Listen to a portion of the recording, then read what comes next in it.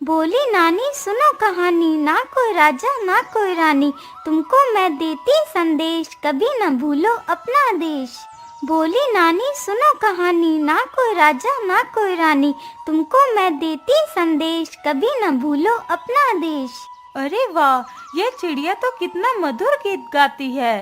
काश कि ये चिड़िया मेरे पास होती तो मैं भी इस चिड़िया के मधुर गीत सुनती। अरे सैनिकों, जल्दी से इस चिड़िया को पकड़कर मेरे पास ले आओ। इतना सुनते ही दोनों सैनिक चिड़िया की तरफ बढ़ते हैं। चिड़िया ने जैसे ही उन दोनों सैनिकों को अपनी ओर आते हुए देखा, वह तुरंत वहां से उड़ जाती है।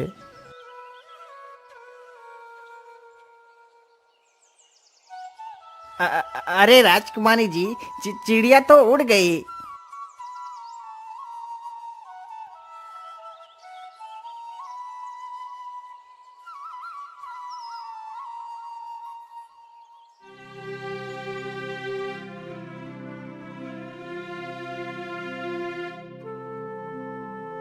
लेकिन राजकुमारी जी, चिड़िया का तो कोई पता नहीं है।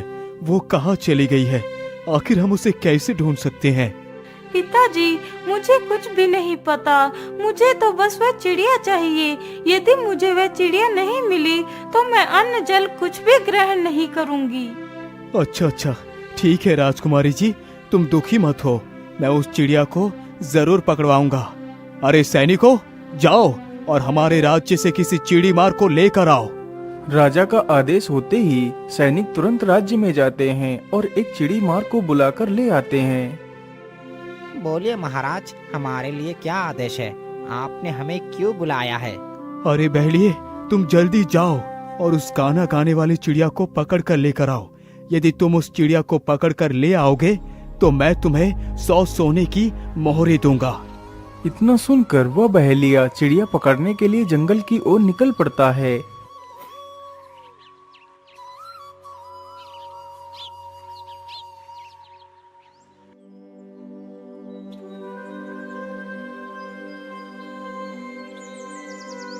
शिकारी चलते चलते जल्दी ही घने जंगल में पहुंच जाता है।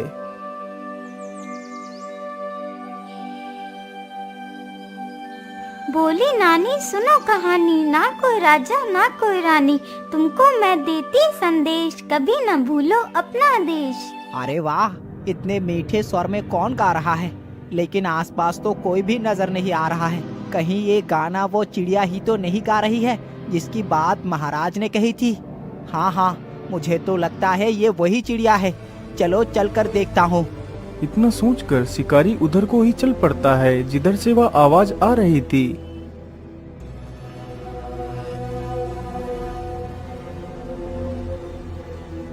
अरे वाह वाह, चिड़िया तो मिल गई। चलो जल्दी से अपना जाल बिछा देता हूँ। फिर शिकारी जल्दी से अपना जाल पेड़ के नीचे बिछा देता है और उसमें दाने डाल देता है। मैंने जाल तो बिछा दिया है, चलो अब यहाँ से दूर चलकर छिप जाता हूँ। अरे पेड़ के नीचे तो कितने सारे दाने बिखरे हुए पड़े हैं। चलो जल्दी से कुछ दाने चुग लेती हूँ।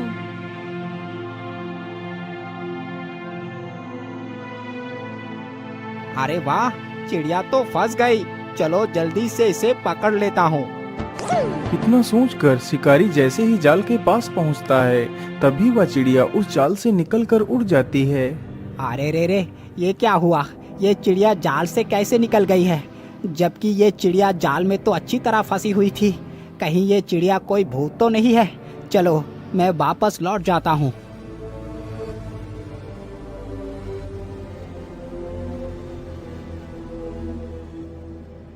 लेकिन तुम उस चिड़िया को क्यों नहीं पकड़ सकते?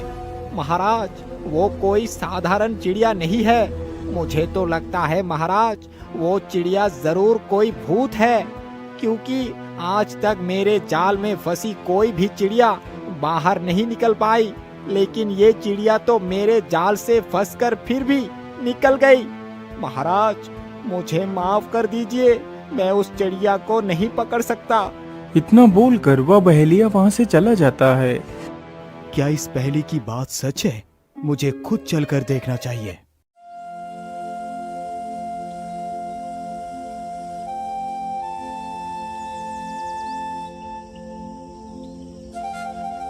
अगले ही दिन सुबह ही राजा एक पिंजरा लेता है और जंगल की तरफ निकल पड़ता है। राजा चलते चलते जल्दी ही उस जगह पर पहुंच जाता है जहां पर वह चिड़िया रहती थी। बोली नानी सुनो कहानी, ना कोई राजा ना कोई रानी, तुमको मैं देती संदेश, कभी न भूलो अपना देश। अरे वाह, ये चिड़िया तो सच में कितना मीठा गाती है। मैं ऐसा करता हूँ, यही पेड़ के नीचे दाना डालकर पेड़ के पीछे जाकर छिप जाता हूँ। चिड़िया जैसे ही नीचे उतरेगी तो मैं उसे पीछे से पकड़ लूंगा। इतना सोचकर राजा पेड़ के नीचे कुछ दाने डाल देता है और पेड़ के पीछे जाकर छिप जाता है। अरे पेड़ के नीचे तो कितने सारे दाने बिखरे हुए पड़े हैं, चलो जल्दी से कुछ दाने चुग लेती हूँ। इतना सोचकर चिड़िया दाने चुनने के लिए नीचे उतरती है। तभी राजा मौका देखकर पीछे से उस चिड़िया के ऊपर झपटता है और झट से उस चिड़िया को दबोच लेता है। अरे छोड़ दो मुझे, तुमने मुझे क्यों पकड़ा है? राजा तुरंत उस चिड़िया को पिंजरे में बंद कर लेता है और वहाँ से निकल पड़ता है। महाराज, आप मुझे बंदी बनाकर नहीं रख सकते। आखिर मैं तुम्हें अपने साथ क्यों नहीं रख सकता? चिड़िया, तू हमारे साथ बहुत खुश रहेगी। तुझे रोज रोज अच्छे अच्छे पकवान खाने को मिला करेंगे। नहीं राजन, मैं किसी के साथ बंधक बनकर नहीं रह सकती, पर हाँ एक शर्त पर रह सकती हूँ। हाँ हाँ चिड़िया, बोलो तुम्हारी क्या शर्त है? मैं तुम्हारी प्रत्येक शर्त मानने के लिए तैयार हूँ। मेरी शर्त यही है कि मैं तुम्हें एक कहानी सुनाऊंगी, तुम्हें मेरी कहानी चुपचाप सुननी होगी। यदि तुमने मेरी कहानी पर कोई भी तर्क किया तो मैं तुम्हारे पिंजरे से गायब होकर उड़ जाऊंगी। अच्छा अच्छा ठीक है, मुझे तुम्हारी शर्त मंजूर है। सुनाओ अपनी कहानी। तो फिर ठीक है राजन, सुनो मेरी कहानी। बहुत समय पहले की बात है। एक शिकारी जंगल में शिकार की तलाश में घूम रहा था। उसने एक कुत्ता पाल रखा था। वह कुत्ता शिकारी का बहुत वफादार था।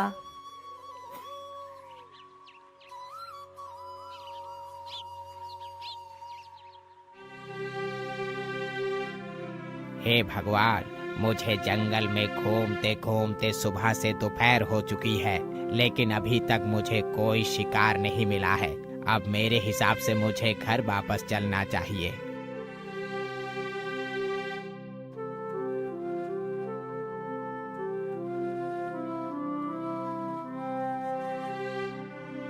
अरे कोई है, मेरी मदद करो, मैं इस जंगल में फंस गया हूँ। अरे ये किसकी आवाज है? मुझे लगता है कोई मुसीबत में है।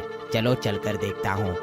इतना सोचकर शिकारी आगे बढ़ता है तो देखता है जंगल के बीच एक बैलगाड़ी खड़ी है जिसका एक पहिया निकलकर जमीन पर पड़ा हुआ है और उस गाड़ी के अंदर ढेर सारा खजाना भरा हुआ है। अरे इस बैलगाड़ी को क्या हुआ? चलो उनके पास चलकर पूछता हूँ।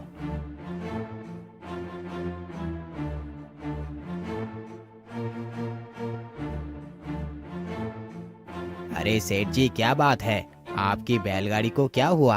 अरे क्या बताऊं भाई, पता नहीं कैसे मेरी बैलगाड़ी का एक पहिया निकलकर जमीन पर गिर गया, जिसकी वजह से मैं इस जंगल को पार ही नहीं कर पाया।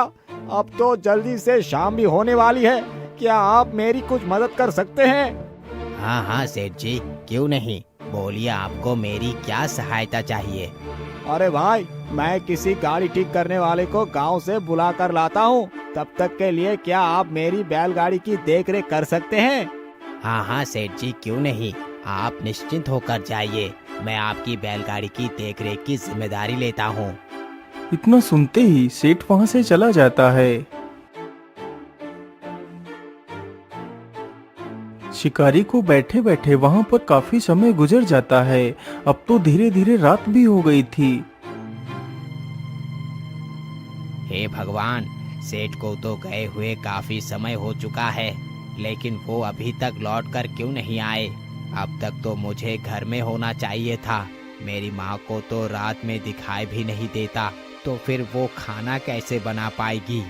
मैं ऐसा करता हूँ, अपने कुत्ते को यहीं पर पहरेदारी के लिए रख देता हूँ और मैं जल्दी से खाना बनाकर वापस आ जाऊंगा। अरे शेरू, मैं घर जा रहा हूँ खाना लाने के लिए। तुम यहीं पर रुकना और अच्छे से गाड़ी की देखरेख करना। मैं जल्द ही वापस आ जाऊंगा। इतना बोलकर शिकारी वहां से अपने घर को चला जाता है और वह कुत्ता गाड़ी की देखरेख करने लगता है। कुछ देर में ही वह सेठ भी वापस आ जाता है तो देखता है कि शिकारी वहां से जा चुका है। यह देखकर उसे शिकारी के ऊपर बहुत क्रोध आया। तभी उसकी नजर उस शिकारी के कुत्ते पर पड़ती है।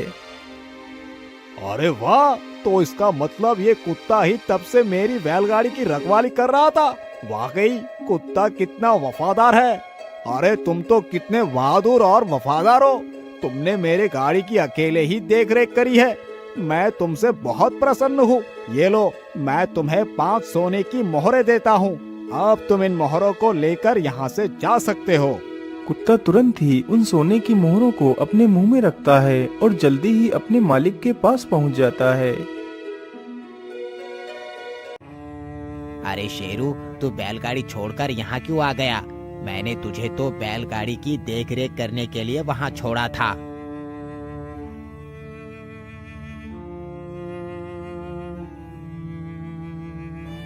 ये देखकर शिकारी को कुत्ते के ऊपर बहुत गुस्सा आया। उसे लगा कि कुत्ता गाड़ी से वह मोहरे चुरा कर लाया है। अरे दोस्त, मैंने तुझे वहाँ रखवाली के लिए रखा था और तू ये मोहरे चुरा कर ले आया है। मैं तुझे जिंदा नहीं छोड़ूंगा। इतना कहकर शिकारी एक डंडा उठाता है और कुत्ते के सिर पर मारता है, जिसकी वजह से कुत्ता वहीं पर गिरकर मर जाता है। चलो, मैं जल्दी से इन मोहरों को उठाकर ले चलता हूँ और इन्हें सेठ को सौंप देता हूँ। इतना सोचकर शिकारी जल्दी से उन सारी मोहरों को उठाता है और जल्दी ही सेठ के पास पहुंच जाता है। सेठ जी, मुझे माफ कर दीजिए। मैं यहाँ से घर खाना लाने के लिए चला गया था। इतने में ही मेरे कुत्ते ने आपके 5 सोने की मोहरे को चुरा लिया और इन्हें लेकर यहाँ से भाग गया। मैं आपकी मोहरे आपको लौटाने आया हूँ। अरे नहीं नहीं भाई, आप ये कैसी बात कर रहे हैं? आपका वो कुत्ता कोई चोर नहीं है। वो तो बहुत वफादार और बहादुर है। वो तो मेरी गाड़ी की देखभाल बिल्कुल अच्छी तरह कर रहा था और ये 5 मोहर मैंने उसे खुद ही दी थी। सेठ के मुंह से यह बात सुनते ही शिकारी के पैरों तले जमीन खिसक जाती है। हे भगवान, ये मैंने क्या पाप कर दिया? मैंने अपने ही वफादार को मार दिया। शेरू, मुझे माफ कर दो। मैंने तुम्हें गलत समझा। तो सुना महाराज उस वफादार की कहानी। हाँ, मैंने तुम्हारी कहानी बड़े ध्यान से सुनी है, लेकिन शिकारी को कोई भी फैसला लेने से पहले एक बार सोच लेना चाहिए था। अरे महाराज, ये आपने क्या किया? आपने तो मेरी साथ तोड़ दी। आपने मेरी कहानी पर तर्क किया, इसलिए मैं तो चली। इतना बोलकर वह चिड़िया पिंजरे से निकलकर उड़ जाती है।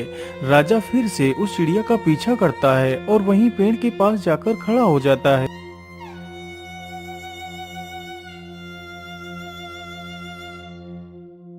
हे चिड़िया, तू मुझ पर तरस खा।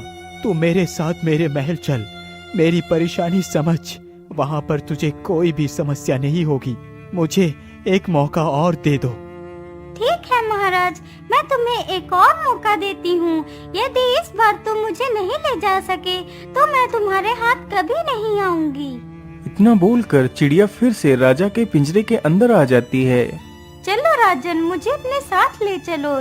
इस बार मैं तुम्हें एक और कहानी सुनाती हूँ, लेकिन मेरी शर्त वही है। अच्छा, ठीक है। इस बार तो शर्त मैं ही जीतूंगा। महाराज, मेरी दूसरी कहानी सुनो। बहुत समय पहले की बात है। रत्नगढ़ नामक राज्य में घोर सूखा पड़ा था। तो धीरे धीरे गांव के सारे लोग गांव छोड़कर शहर को चले गए थे, सिवाय एक व्यक्ति के जिसका नाम शामू था। हे भगवान, धीरे धीरे गांव के सारे लोग गांव छोड़कर चले गए। बस एक मैं ही बचा हूँ यहाँ। अब तो इस तालाब का भी पानी लगभग खत्म ही हो गया है। यदि पानी नहीं मिलेगा तो मैं जीवित कैसे रह पाऊंगा? मैं ऐसा करता हूँ, कल सुबह ही मैं ये गांव छोड़कर कहीं दूसरे शहर चला जाऊंगा। यदि जीवित रहूंगा तो कहीं भी कमा कर खा लूंगा। यदि प्राण ही नहीं रहेंगी तो गांव में रहने का क्या फायदा?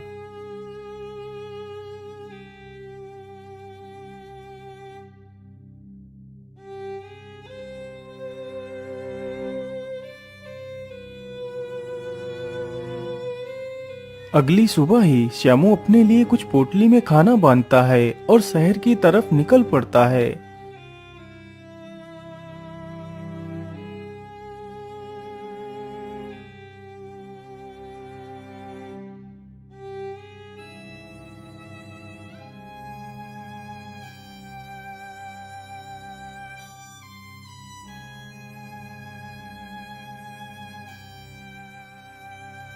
श्यामू चलते चलते काफी ज्यादा थक चुका था और उसे बहुत जोर की प्यास भी लगी थी। हे भगवान, इतनी कड़कती धूप में पैदल चलना कितना मुश्किल है और ऊपर से इतनी जोर की प्यास भी लगी है। क्या करूं? पानी कहां से लाऊं? मुझे तो लगता है मैं इस प्यास के कारण तो बाद में मरूंगा, उससे पहले इस कड़कती धूप और थकान से ही मर जाऊंगा। मैं ऐसा करता हूँ, इसी पेड़ के नीचे थोड़ा सा आराम कर लेता हूँ, फिर पानी की तलाश करूंगा। इतना सोचकर श्यामू पेड़ के नीचे बैठ जाता है। पेड़ की छांव में बैठते ही उसकी आंखें बंद होने लगती हैं। तभी उसके पैर पर कुछ पानी की बूंदें गिरती हैं।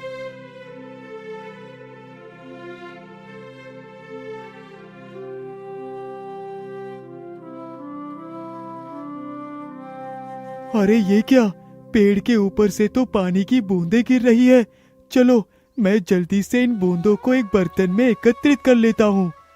श्यामू जल्दी से अपने आसपास देखता है तो उसे एक घड़े का टूटा हुआ टुकड़ा मिलता है। तो वह उस टुकड़े को हाथ में पकड़कर वहीं पर खड़ा हो जाता है। धीरे धीरे वह टुकड़ा पानी से भर जाता है। पानी तो भर गया है, चलो मैं जल्दी से इसे पी लेता हूँ। तभी एक कौवा श्यामू के पानी पर झपटता है और सारा पानी जमीन पर गिरा देता है। अरे दुष्ट कौवे, मैं तुझे जिंदा नहीं छोड़ूंगा। तूने मेरा सारा पानी गिरा दिया। इतना बोलकर श्यामू उस कौवे के पीछे दौड़ पड़ता है। वह दौड़ते दौड़ते काफी दूर निकल जाता है। आज तो मैं तुझे जीवित नहीं छोड़ूंगा। रुक, तुझे मजा चखाता हूँ। श्यामू वहीं पर पड़े एक पत्थर को उठाता है और कौवे को फेंक कर मारता है। पत्थर लगते ही कौवा नीचे गिरता है और मर जाता है। अरे ये क्या? यहाँ पर तो एक नदी है।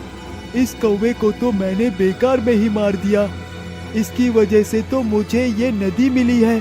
खैर, पानी तो मुझे उस पेड़ के पास भी मिल रहा था, लेकिन इस दुष्ट कौवे ने मेरा सारा पानी गिरा दिया था।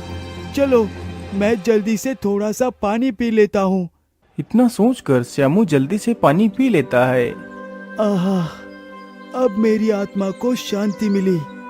चलो, अब जल्दी से अपनी खाने की पोटली को चलकर उठाता हूँ। फिर श्यामू जल्दी ही उस पेड़ के पास पहुँच जाता है।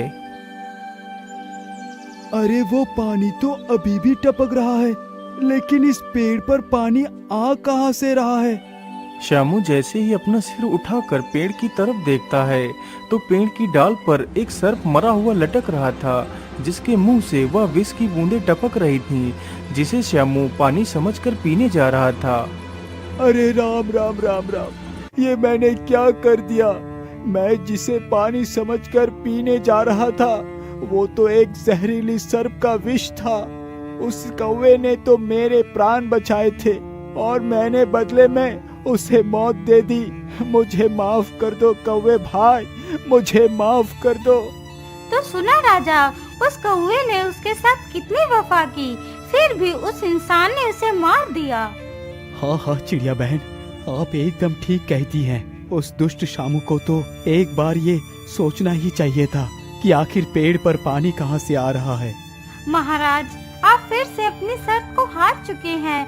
आपने फिर से मेरी कहानी पर तर्क किया, इसलिए मैं तो चली। इतना कहकर वह चिड़िया फिर से पिंजरे से गायब होकर उसी पेड़ के पास पहुंच जाती है। तो राजा फिर से उस पेड़ के पास वापस जाता है और अपनी सारी कहानी उस चिड़िया को सुना देता है।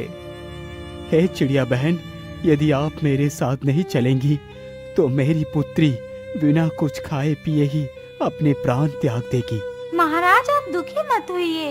आप इस पेड़ की एक पत्ती को ले जाकर अपने बेटे को खिला दीजिए, तो आपकी बेटी कोई भी जिद नहीं करेगी और वह ठीक हो जाएगी। इतना कहकर वह चिड़िया उस पेड़ की एक पत्ती तोड़कर नीचे डाल देती है। राजा जल्दी से उस पत्ती को उठाकर वहां से चला जाता है।